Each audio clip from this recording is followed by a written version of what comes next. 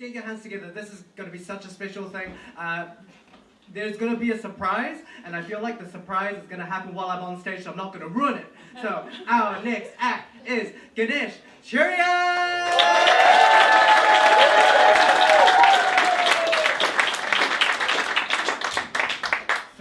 Oh, what a great night in our comedians night. Brilliant, brilliant. And thanks for braving the cold and the wet to come out on a Saturday night, and hopefully we've got some great stuff already. I'm Ganesh Cherian, and I'm ethnically ambiguous. Nobody knows what I am, and only my name gives it away. But fortunately for me, I also get mistaken for Taika Waititi. Which is really funny when you're driving down Custom House Quay and there's some people looking through my window as I'm going along and they're waving, and I'm trying to take it all in, you know, hoping that we'll stop long enough to, you know, to be able to sign an autograph out the window. But fun fact, Taika and I share a common passion, and that is dressing up like Hitler. So he did it to, you know, Academy Award accolades for, you know, Jojo Rabbit, of course, and I did it when I was 10 for my World Leaders Day at school. It was the 70s, and, you know, my parents let me do anything. I didn't have many friends after that, or at least none of the parents let them play with me, but that was okay, you know. One of the joys about being ethnically ambiguous, though, is that I can blend in. So you know, Pacific Islands, Indians, the Mediterranean even, and of course Latinos. Gosh, I get to have incredible food and nobody questions why I'm there. Which is fabulous for me. And it's made me realise that I think colonisation was all about, you know, Western powers with eating really bland food and trying to find somewhere to eat out. So, being ethnically ambiguous and a little brown is not welcomed in all parts of the world, and particularly at the moment in one particular part of the world, which I happen to be going to in 2 weeks' time. And so this is a little bit of an issue, or at least I've developed some strategies, right? Firstly, I've grown my hair out really long, because it's the whitest thing about me. And having lived in the States for a little while, I recognise that when people saw me as Mexican, that the moment I opened my mouth, I was their best friend, because, you know, everybody wanted somebody from down under, and especially if I was carrying a Bowie knife. But I do have one big problem. That is my wife.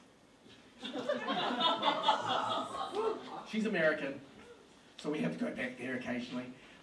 But she's also very fair, and at the moment, you know, that kind of interracial thing going through the border, I'm just going to have to tell people that she's my sister.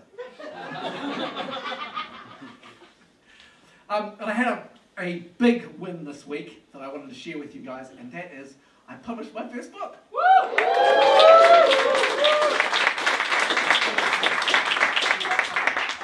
So, 19th century American religious history. Which is the worst timing ever.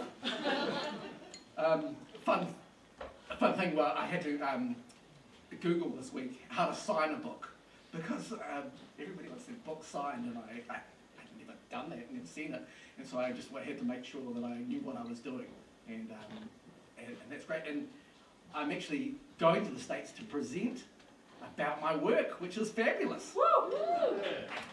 Thank you.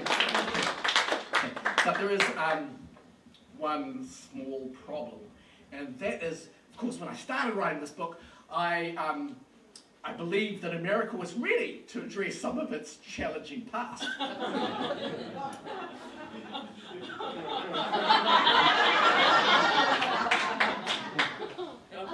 I've got some challenging chapters, like separation of church and state, patriarchy, white supremacy, and genocide.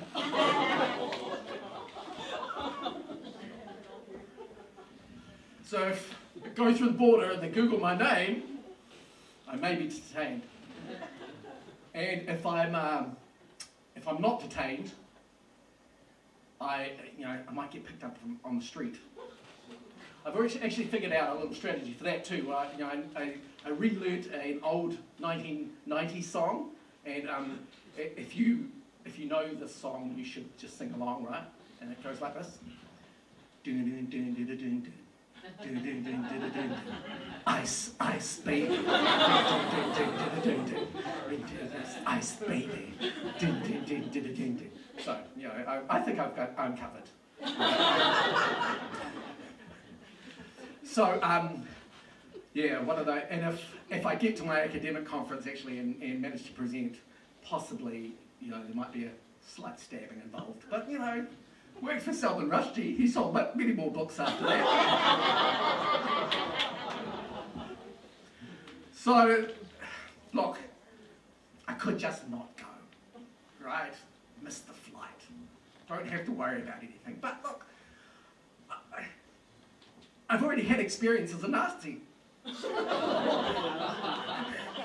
Thank you, I've been Ganesh. Hey, Ganesh, everyone! Give it up, give it An author! Possibly the smartest man in Wellington comedy currently. So yes, like I said before, we are about